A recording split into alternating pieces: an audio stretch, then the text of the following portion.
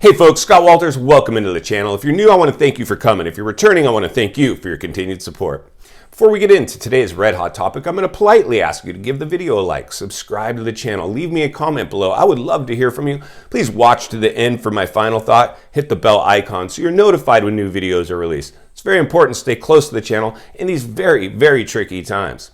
All right, folks, thank you so much for checking in today. I hope you are all doing great. So one of the things we want to talk about today is really the expectations of the real estate market, the potential of a downturn, the potential of a crash, the potential of a collapse, the potential of a recession, the potential of a correction. There are many degrees that could basically rear its ugly head. And I noticed in the comments, which I do my best to read most of your comments and jump in when I can. I know you're busy, I'm busy. We're all doing our best to just try to keep a handle on what's going on out there in the world today. And one thing I think we've all agreed to, at least most of the people on this channel, is we are completely propped up by stimulus money. The government injected more money into our economy than, within the last 12 months, basically doubled the amount of money within circulation. And now we're paying the price in inflation. And so I think one of the tricky dynamics for me is I continue to just sound the alarm and continue to just try to be a voice of reason in what's become a very hard to figure out world. Many people are out there with their blinders on, really ignoring some of the warning signs, market shifts, and just the reality of the world we now live in today. Unfortunately, the pandemic changed everything. There was a lot of pushback, from me included, when the pandemic hit and they started pushing this narrative of a new normal and all these things. I really did not really enjoy the government overreaching and implementing these new normal type of buzzwords onto my life. I just thought it was overreaching, and I still do. I will never be on board with what this pandemic has produced. I believe a bunch of it was manufactured and derived, and if it wasn't, they're certainly utilizing the pandemic in order to push an agenda. And I think most of us can agree with that. So now it's trying to figure out, how do we operate within this new world? Because unfortunately, things have changed forever. I hate to say it, I'm the last one who wanted to say it, but I wouldn't be surprised if this has just changed everything forever. And it almost seems like there's a lot of, see how I could put this politely, there's just a lot of things going on right now that make you say, like something bigger is going on out there. So for my belief is, one, we put too much money into the economy, pumping up all the markets. And so the markets now are in a bubble and at crash risk. There's a lot of big time investors and economists absolutely warning us of a massive crash. Now, our job is to try to be well balanced in the middle, human beings that can temperature check these things in a way that's sane and not insane. We don't want to be blinded to reality, but we certainly don't want to be euphoric in the sense that these things can go forever, because they can't. History always repeats itself. Recently, I was in the comments section and I saw somebody say something to the effect of, I've been on the sidelines a long time. How much longer do I have to wait? I'm sick of waiting. Whew, coming up for air. Folks, listen, if it was that easy for me to tell you exactly how long you were going to wait, I would be a billionaire right now. I would be all over front page news.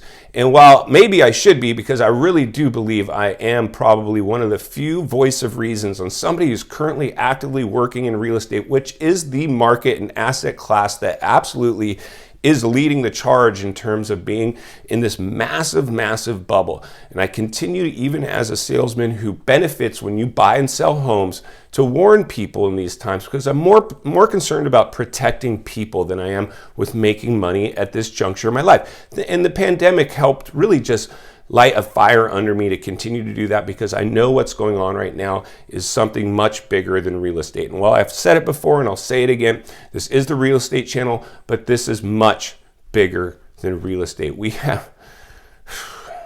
I got to come up for it. We've got big issues going on out here in the world, and we really need to pay attention to everything that's going on. My job is to hopefully help people not only survive but thrive in an economic downturn. The challenge I have right now is really, and this is kind of directed to the person in the comments that said they're sick of waiting for the correction. We will be lucky if we come out of this with a correction.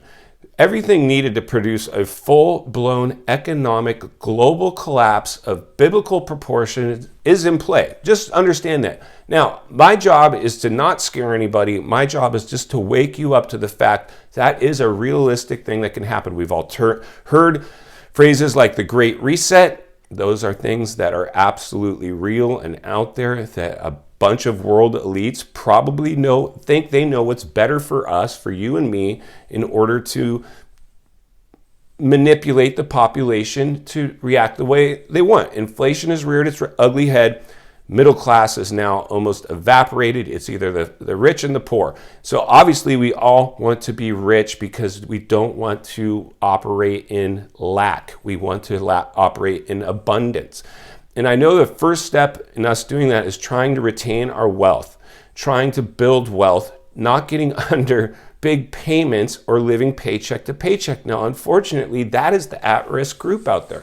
And so for folks, you got to understand, if you're sick of waiting for the correction, a recession, a depression, whatever is coming, get out there and spend some money. Get out there and get underneath the payment. Get out there and buy at the height of the real estate market. I cannot stop you from doing those things if you're that impatient. All I can do is pull from my past as somebody who did that and it didn't end well. And the reality is that we are at the top of the real estate market. So if you go in there right now, you are buying in at the top. There's just no other way for me to do that. Now, again, there's a lot of people that I would have no worries about because they're very, very wealthy and they can absorb any downturn that comes because they're insulated with wealth. If you get underneath a massive house payment and the majority of your wealth is now going to that asset, you are very, very exposed.